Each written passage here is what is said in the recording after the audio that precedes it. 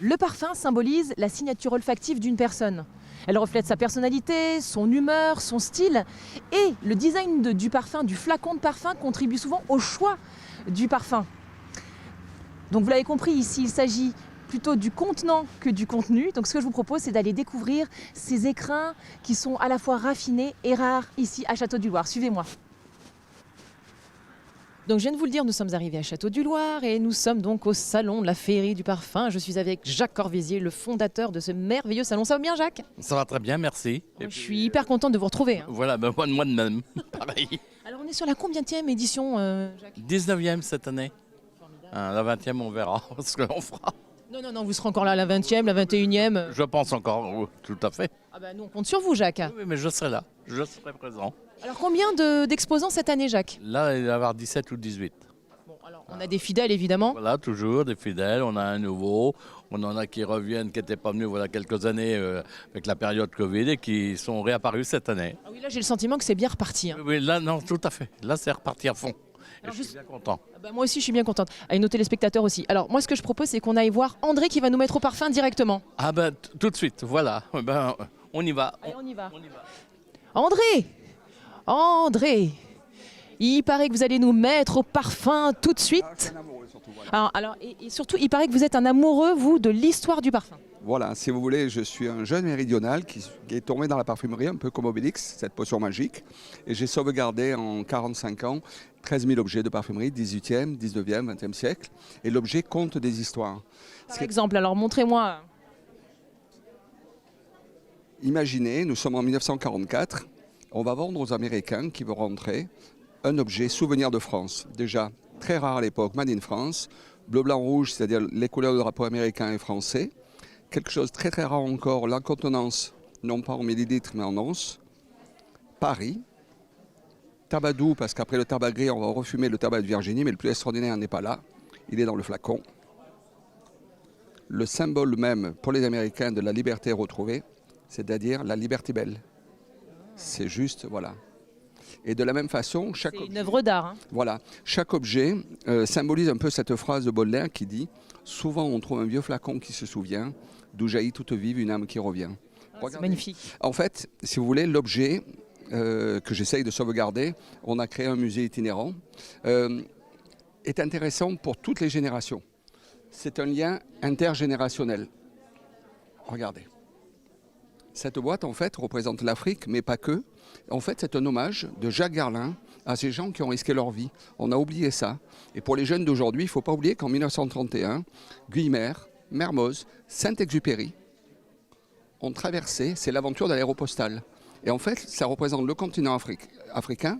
Et si vous ouvrez, vous avez Vol de nuit, qui est le prix féminin 1931, et même l'hélice de l'avion de Saint-Ex. Donc quand je vous dis, souvent on trouve un vieux flacon qui se souvient, d'où jaillit toute vive une âme qui revient. C'est extraordinaire, ce sont des pièces presque de musée en fait. Voilà, ben ce sont des doubles. Et puis après, vous avez des objets assez kitsch, romantiques. Comme par exemple celui-là, qui est ma préférence. Je suis en train d'écrire un livre qui s'appelle L'essence de l'amour. Et on dirait que l'objet nous parle. Alors je cache le nom volontairement, mais regardez. Deux mains qui se lèvent, je t'offre mon cœur. Tout ce symbolise du sang qui est remplacé par le parfum. Je m'attache à toi. Je mets mon cœur sous globe. En 1941, c'est Pearl Harbor. Et regardez le nom du parfum qui vient des États-Unis. Forever yours, à toi pour toujours. Magnifique. Voilà. L'objet, vous comprenez, n'est pas qu'un objet d'art, c'est un objet de mémoire. Et on a créé un musée itinérant, je serais ravi, au Mans ou dans d'autres régions, de faire une exposition pour transmettre. Parce que n'oubliez pas que tout ça, c'est des liens intergénérationnels. On est beaucoup honnête, mais on a un peu oublié la mémoire olfactive, que l'objet, en fait, est le témoin de l'actualité. Formidable. Écoute, je pourrais vous écouter pendant des heures. Merci pour toutes ces informations. Merci André, merci André. Vous aviez des cheveux à l'époque ou pas? Quand vous avez commencé, vous aviez des cheveux? J'avais des cheveux, oui. Merci André. On continue. Mon association s'appelle Les Enfants du Parfum. Voilà, c'est merveilleux. Je serais ravi. C'est Jacques de nous recevoir. C'est un poème. Jacques, on continue notre petit tour? Donc, alors, on a un petit nouveau, vous m'avez dit. On va aller voir les petits nouveaux, là, qui sont installés juste derrière le stand d'André et qui nous viennent de Belgique. Ah, on adore la Belgique. On aime le plat pays, nous. Bonjour, bonjour. Quel est votre petit nom? Tom. Rapprochez du micro, Tom, sinon on ne va pas vous entendre. Tom, Vous êtes de Belgique. c'est ça. Oui. Comment vous a pris la passion du parfum, ou du contenant plutôt? Alors, depuis que je suis jeune, donc j'étais passionné par tout ce qui est parfumerie. Donc, je suis resté dedans. Vous avez une collection de combien de bouteilles? Oh, je ne peux plus les compter, mais je pense que c'est allez, quand même quelques 1000-2000 objets, on va dire, oui. Mais bon, il y a beaucoup de petites choses comme des miniatures, des choses comme ça aussi. Donc, oui. Justement, expliquez-nous un petit peu ce que vous avez, parce que oui, évidemment, vous n'avez pas amené toute votre collection. Donc, qu'est-ce qu'on trouve aujourd'hui sur votre joli stand? Par exemple, ce qui est beau, donc pour montrer, ça c'est un flacon Guerlain qui est moderne, on va dire qui est une vingtaine d'années. Mais c'est les mêmes flacons qui existaient déjà 50, 60 ans passés aussi. Et donc, par exemple, ça c'est un exemplaire. Donc c'est un flacon qui est les années 50, on va dire. Et ils ont repris chez Guerlain, je vais vous montrer. Toute une série de parfums exclusifs, donc c'est ça. Donc ça c'est le flacon d'origine. Ils ont recréé ça, donc ils ont resté dans leur patrimoine de Guerlain. Voilà.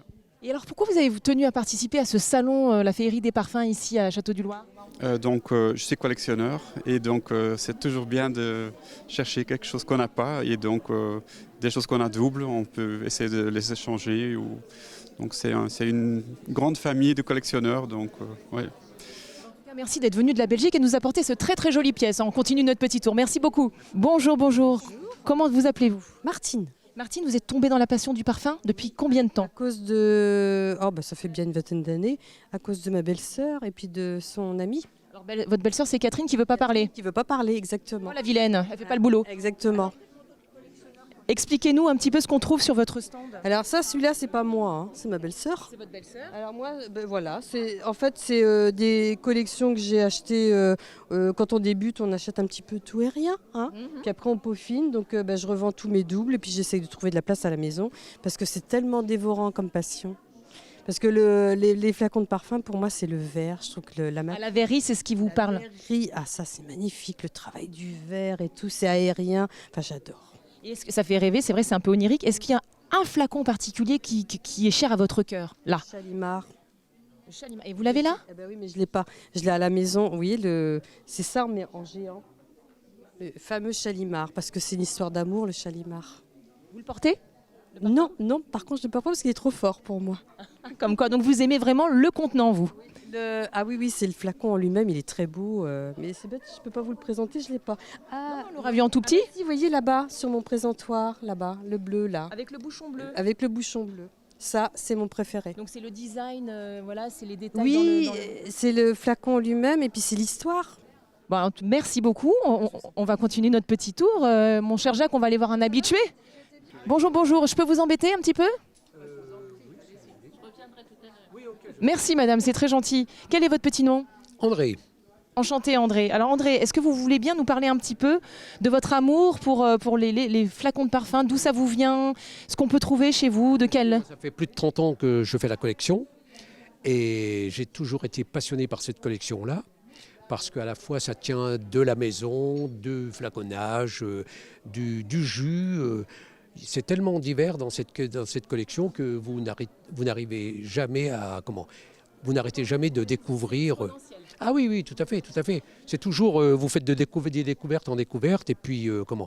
et en même temps, ça allie le flaconnage, qui est du cristal, du lalique, du baccarat, et en même temps l'histoire d'une maison, l'histoire d'une étiquette, voilà. Il y a une pièce maîtresse là sur... parce que là, il y a un florilège de choses chez vous, il y a des grosses bouteilles, des petites. Pièce maîtresse, non, on ne peut pas dire qu'il y a une pièce maîtresse. Une que vous préférez? Oh non, vous savez, vous avez des pièces comme ça qui sont très belles. Vous voyez, des baccarats de Dior, bon. Mais sinon, après, c'est une question... Chacun dans sa collection fait un thème ou des marques. Vous avez une marque de prédilection, par exemple? Oui, tout à fait. Moi, c'est Roger Gallet. Ah, et pourquoi Roger Gallet? Parce que Roger Gallet, aujourd'hui, on pense que c'est une marque de pharmacie, ce qui n'est pas du tout... Alors, ce qui est le cas à la date d'aujourd'hui, mais Roger Gallet, qui existe depuis fin 1800, a fait des choses somptueuses, des flacons en lalique, des étiquettes gaufrées, des bouchons en forme de libellule, des choses... Vous en avez un là à nous montrer par... Non, je n'en ai pas là. Non, si seulement que j'en avais comme ça plusieurs de Roger Gallet, mais c'est pas le cas. Non, je n'en ai pas sur place, non. Très bien. Bon, bah écoutez, merci en tout cas pour toutes ces informations. Ça donne envie quand on vous écoute. Hein. Écoutez, vous savez, comme tout collectionneur, on pourrait en parler comme ça pendant des heures. Hein, parce que des histoires, on pourrait en raconter beaucoup, mais ce serait trop long. J'imagine. J'ai perdu Jacques. Il est tout le temps en train... C'est une pipelette, ce Jacques. Excusez-moi, madame, je vous embête, je vous coupe, j'ai besoin de Jacques. Bon, Jacques. Oui, allons-y. Cet événement est merveilleux. Oui. On est déjà sur la préparation du prochain ou pas? Ah oui, sur le prochain qui est le Salon de la Fève, le dimanche 5 mars. Ah ben voilà, mais c'est ça. Hein, Il faut le dire à nos téléspectateurs. Non, mais là, tout Il faut leur donner rendez-vous. On donne rendez-vous à la salle de Vouvray le dimanche 5 mars. Et là, le Salon de la Fève avec une quarantaine d'exposants. C'est merveilleux. Il y en a déjà pratiquement 30 d'inscrits. Bon bah on est ravis, Jacques, merci. Hein, et c'est moi qui vous remercie. Ah bah non, nous on est toujours contents de venir vous voir, Jacques. Vous êtes un incontournable maintenant. Ah, depuis, je pense. Hein. Parce que, vous voyez, vendredi soir, j'avais l'Assemblée Générale de l'association. Et on a calculé qu'en 2022, j'ai fait venir 50 000 personnes à Château-de-Loire. Merveilleux, bravo pour ce beau travail. Ben, merci. Bon, je dois déjà vous quitter, Jacques. Ben oui, je m'en doute. Je suis désolée, Dommage, voilà. Moi, je pars à Vibray maintenant. Ah d'accord. Voilà. Bon, ben, bonne route alors à vous. Merci Jacques.